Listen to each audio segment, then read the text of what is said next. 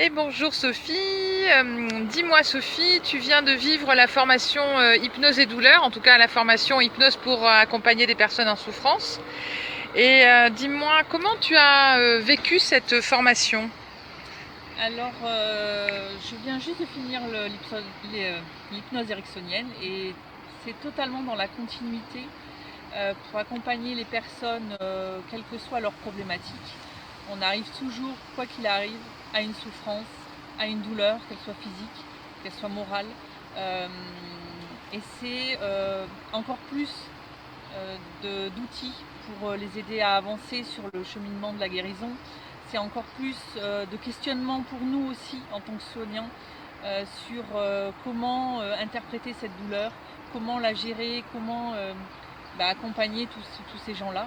Et franchement, c'est très très complémentaire avec l'hypnose ericksonienne classique, pure et dure. Tu disais que la souffrance, la douleur n'est pas que mentale, psychique, on a vu aussi donc émotionnelle et puis spirituelle. Comment tu qualifierais justement cette approche globale de la souffrance ou de la douleur? Est-ce que c'est quelque chose qui te convient? Comment tu l'envisages? Complètement, parce que c'est là aussi prendre la personne dans toutes ses dimensions.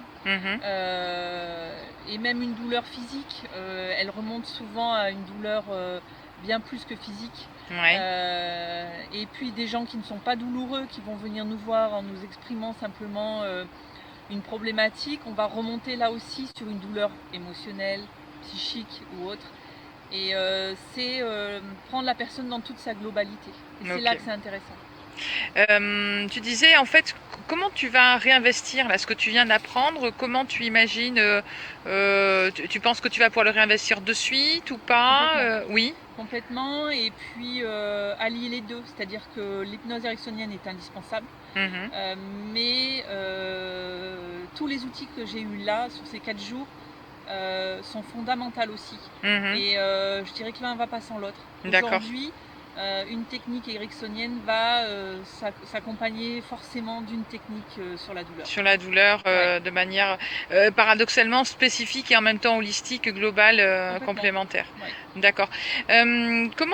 Dis-moi, comment tu qualifierais la qualité de cette formation? La qualité. Je dirais qu'elle est indispensable parce que nous déjà en tant qu'apprenants, on a été touchés, on a été interpellés par ce qu'on a appris. Et c'est là qu'on se rend compte que la douleur, elle est multidimensionnelle. Donc c'est cette approche-là aussi qui est très très intéressante. Au-delà des techniques, qui sont importantes, mais c'est une approche aussi, c'est ça qui est complètement nouveau aussi, c'est avoir une approche holistique et ou quadridimensionnelle sur les personnes qu'on peut recevoir. Ok, merci. Dis-moi, est-ce que tu conseillerais cette formation à quelqu'un? À quelqu'un, non, à tout le monde. Je pense que c'est un indispensable après l'hypnose ericksonienne, qui est vraiment le b.a.-ba là, et où déjà on apprend énormément de choses et on découvre toute une partie de toute une approche en fait, et c'est totalement dans la continuité. Et pour moi, aujourd'hui, en ayant fait les deux, je pense que l'une sans l'autre c'est dommage. Ok. Pour aller plus loin. Est-ce que tu penses que cette formation, elle est que pour les professionnels soignants? Non, ou non. Non, pas du tout. Alors, j'arrivais avec cette a priori-là, et pas du tout. En fait, je me rends compte qu'aujourd'hui, je vais pouvoir utiliser toutes les techniques que j'ai apprises sur la souffrance et la douleur auprès de tout patient. D'accord. Qu'il soit douloureux ou pas, il y a une souffrance, quoi qu'il arrive. Il n'existe pas d'être sur la terre, je pense, qu'il n'a aucune souffrance. Et non, c'est vraiment pas... C'est adapté aux soignants, bien sûr, parce qu'il y a Il y a la souffrance purement physique que Mhm. l'on aborde, mais tellement plus. Ok, super.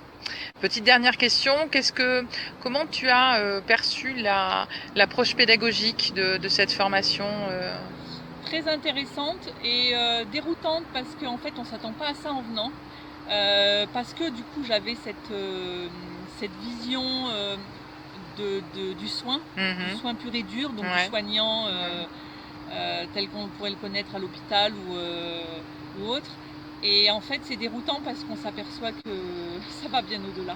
Ok. Donc c'est là où c'est très très intéressant. Bon, bah, je te remercie beaucoup Sophie, je te Merci souhaite Magali, plein de belles continuités dans cette approche-là merci pour multidimensionnelle. tout ce que tu nous apprends. Merci.